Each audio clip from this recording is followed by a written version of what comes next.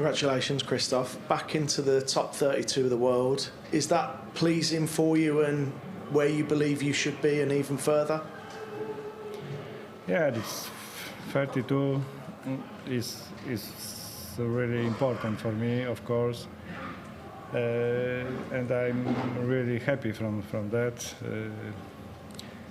But we will see. Now it's, of course, a very hard match. It's hard to think about another rise, because the Luke Littler is, every now it's the biggest player of the world. So, but everything is possible.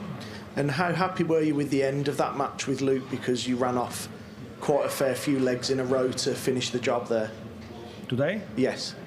Yeah, I expect, really, I think it will be a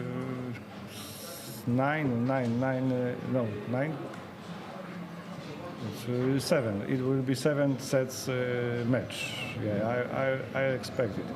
It was very close to both breaks. Yeah, it was. I break first set, he breaks second, I third, he fourth. So it was very close, and I expected maybe till to the end to every set, but I finished earlier, so I'm happy. And your last big stage meeting with Luke Littler to the UK Open, and you pushed him close.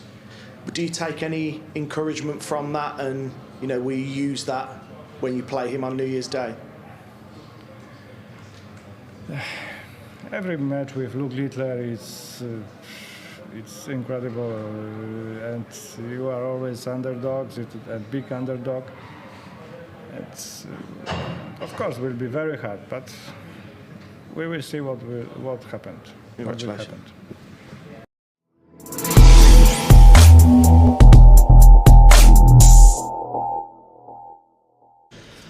Hi all, Paul.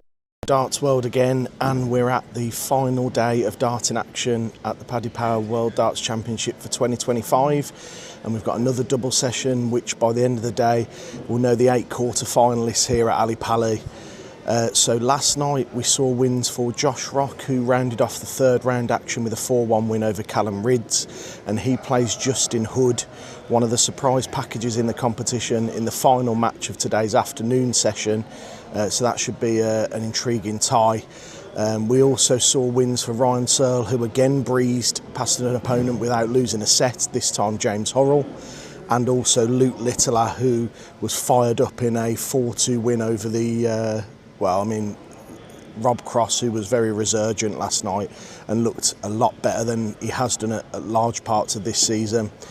So continuing today's afternoon action, we open with Krzysztof Ratajski against Luke Woodhouse, and the prize for one of those two is a meeting with Luke Littler in the last 8. So that opens our action here today. And second match on stage, it's a match with, wider implications really. It's Johnny Clayton against Andreas Harrysson, another surprise package of this tournament.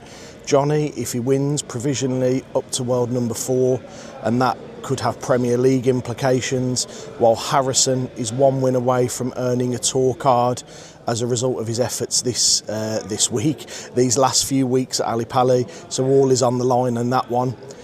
So action starts at 12:30 as usual in the UK. Sky Sports is the place to watch as usual in the UK, and we'll be across all of the action across our socials as usual. So make sure you're following us, and drop a comment as to who you think might win those games today, and I'll be back with you after the afternoon session previewing tonight's matches.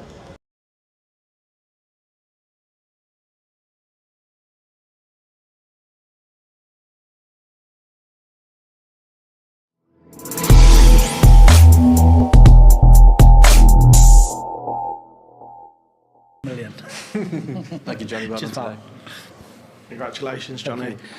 All of the sets that you won were in deciders. How pleasing is it to be able to come through on the right side of that? And was it important to use your experience against Andreas? Yeah, I think experience showed a little bit. I think that, I could relax a little bit more than him, maybe. But, he's a great player. I'm not going to run Andreas down because he was fantastic. What a gentleman. It's great for the game, tries hard. Luckily enough tonight, I got through.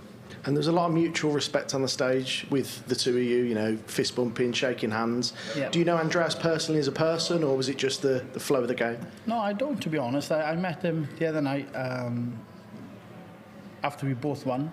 You know, and that's the first time I met Andreas, you know, and, you know, he's a generally nice guy. And I thought, yeah, he's the kind of bloke that I'd get on with. And he just showed up there on stage.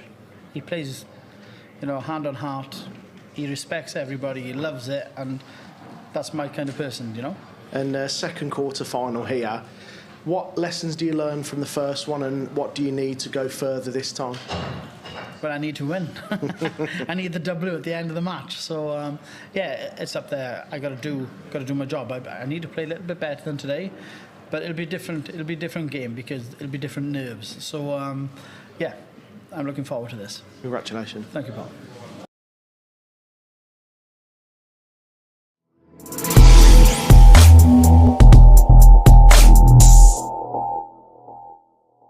Get in. Congratulations, Justin. Polly said to you post-match there about it being a fairy tale, and you said it's not a fairy tale. But when the winning dart went in, you sort of had your head in your hands like it was a bit of disbelief. Is it still a lot to take in what you're achieving here? Not the way I'm playing. I know what I can do. It's more the attention I've received from this tournament. I'm not used to everyone being nice, and it's nice, but it's a bit overwhelming at times. But something I've got to get used to, hopefully. And we saw you as well post-match go over to your family, and it was a very emotional sort of embrace with your dad and things like that. How important have they been throughout this whole journey for you and continue to be? That bloke I cuddled was my dad. Oh, was it? We're not even related. He looks like me, but he's just a bit taller. that was Dan Goover. I've grown up with him. He is my best mate.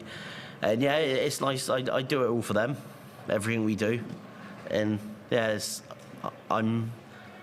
I'm happy I can make everyone proud. And what now is preparation like ahead of a quarter-final of a World Championship for you? Because it's a step into the unknown, isn't it? Yeah, every game is unknown for me. It's like every game's different, isn't it? I'll go back, have a Chinese, probably have 2 or 3.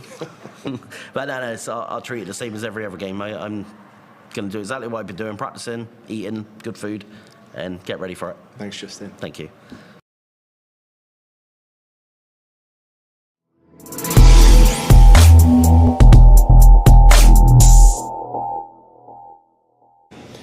Hi all, Paul here with you again for the evening session at tonight's Paddy Power World Darts Championship.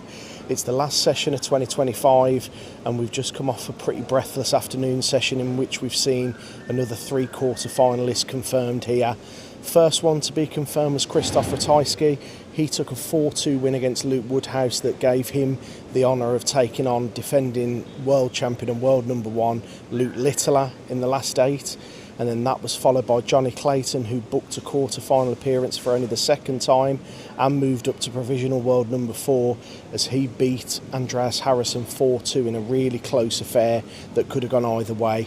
And we rounded off the session in absolute astonishing fashion. Justin Hood, 11 doubles out of 11 with his first 11 attempts of the match, and then completing and closing out an absolutely superb 4-0 win against Josh Rock, and he moves into the quarterfinals, and his fairy tale and dream run continues here. So moving on to tonight's play, we open with Gian van Veen, reigning youth world champion, reigning European champion. He's up against Champagne Charlie Manby, who knows a win could secure him a 2-year tour card. That may play heavy on his mind, it may not, but you would make Gian a very heavy favourite in that one. And that's followed by the one that everyone's waiting for tonight, Michael van Gerwen, Gary Anderson, renewing old rivalries. They've played each other so many times over the years, knocked lumps out of each other, and I expect them to do the same tonight, and it promises to be a cracker for everyone in attendance and watching at home. And we round off 2025 and the last 16 with Luke Humphries, the 2024 world champion, going up against Kevin Doets, who was absolutely brilliant in closing out a 4-3 win against Nathan Aspinall yesterday. So that is your menu for tonight, the final session of the year. So let's make it a good one. Live from 7 p.m. tonight on Sky Sports in the UK to watch, and we'll cover everything across our socials post-match, all the reaction and interviews, so make sure you're following.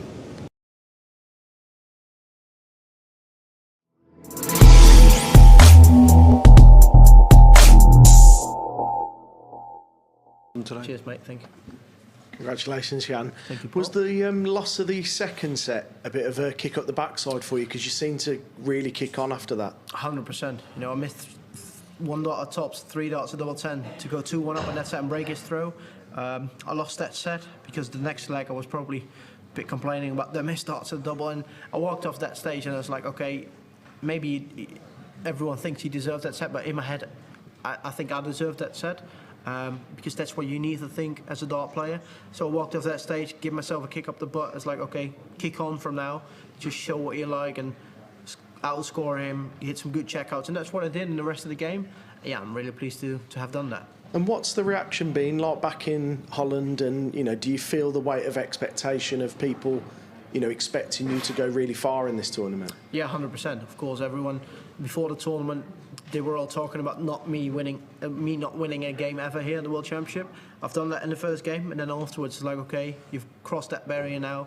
Let's see how far you can go. We're all, you know, before the tournament was world number 10, so we were all expecting you to at least get to the last 16.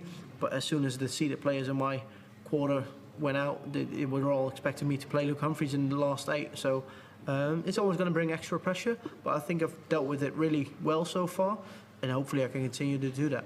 And you said in your on-stage interview that you're into the quarterfinals and everything else is a bonus now.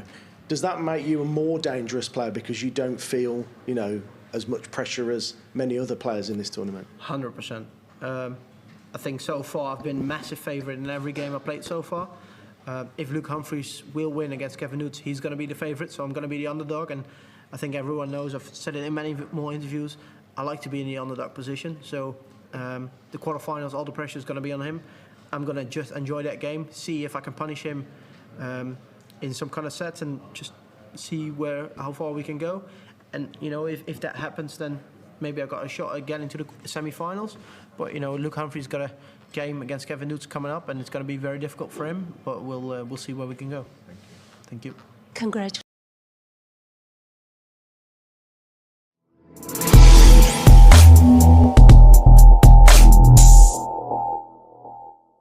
Tonight, thank you. Congratulations, Gary. What was the walk-on and you know, entrance to the stage like? Was it a bit of a big fight feel because it felt electric? Well, I can't really say. It didn't feel electric to me. I wanted to go to the porter cabin outside. It's to me the walk-on. That's always been my biggest downfall, is doing that walk-on. That's when the nerves really kick in. You know, walking out. I'd rather just come straight onto the stage. Hello, and get on with it. But yeah, the walk-on. But the crowd, I mean, next year it's going to be even bigger, isn't it? So yeah, I'm definitely going to be there for next year. I need to play on that new stage, see what it's like. And Michael likes to say doing the right things at the right times. Those first 2 sets, were they crucial in setting the tone for that match? Like I say, the scoring wasn't quite right, but the finishing at these stages, they were right. You know, and I was surprised. And give me 3 darts on my head to hit a double, can't hit. But give me that when he's sitting on a double, I took them out. So yeah, darts is a strange game, honestly. It became the easiest game in the world, or it can be the hardest. And you mentioned sort of strength in depth on the tour, and Justin Hood's sort of living proof of that now, isn't he? Just how strong is that strength in depth? And you know, it's good. There's dart players on the scene that you've not even seen or heard of yet, and there'll be a lot more over the next few years. But Justin's played counties, he's been on the go for a long time, you know, so he's just a lovely, lovely lad, always smiling, and honestly, he's up there. You're going to see a lot of Justin over the next few years.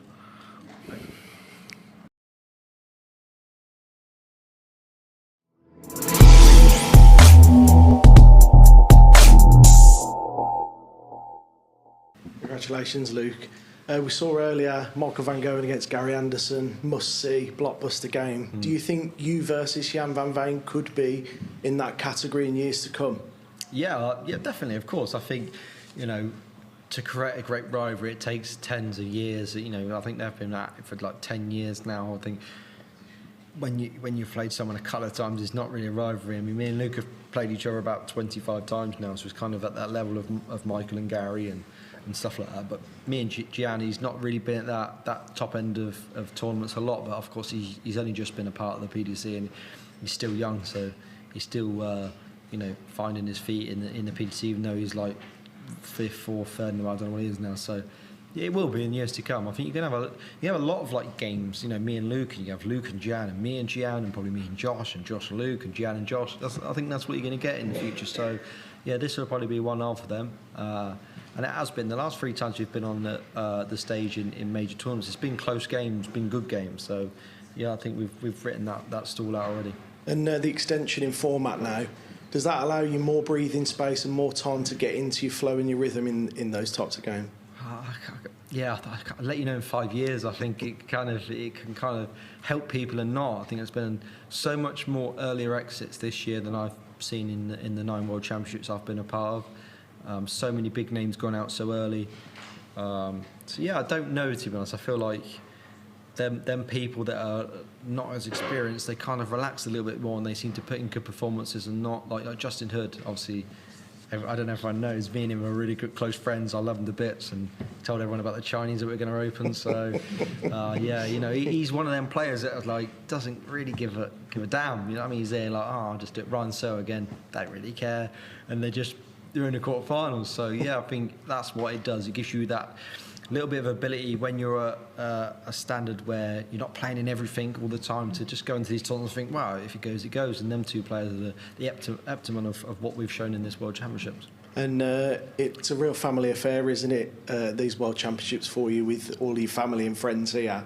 How much of a team effort does this World Championship feel for you? Well, yeah, it is. It's a massive team effort because, you know, when your family's not, it's a lonely place. And obviously schools are out, so I get my stepdaughter here, which is amazing. Obviously we have some great fun doing quizzes and stuff. You know, we have a great time. My son's here and playing cars, and yeah, my fiance. Just having all these people with you, my mum and dad, they come up every game, and obviously I had Matt Lewis today. You know, I've seen for a long time. Just these people that give you that little bit of a boost. They really do help you. You know, go on there and want to really play well from. Well done, Nick. Thank you.